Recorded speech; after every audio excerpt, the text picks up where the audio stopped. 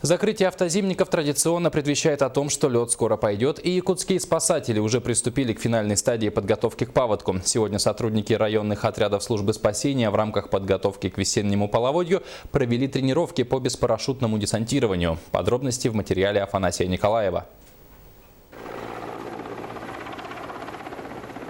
Спасатели отрабатывают десантирование с вертолета Ми-8. Практическое занятие, завершающий этап целого цикла предпаводковых тренировок.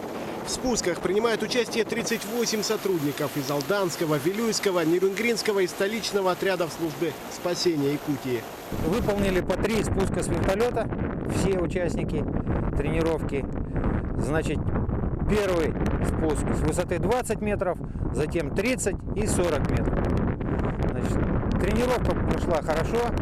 Мелкие замечания, конечно, были, но мы для этого и учимся, чтобы у нас в дальнейшем не было грубых нарушений. В ближайшее время после окончания всего цикла подготовки будут сформированы и направлены в районы оперативные группы спасателей для обеспечения безопасности во время паводка.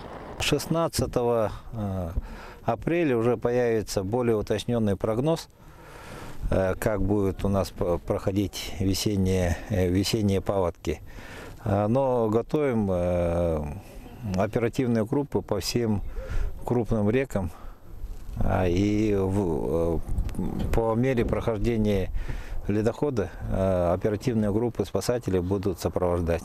А пока спасателям предстоит еще немало работы. В конце этой недели десантная тренировка предстоит столичному аэромобильному отряду службы.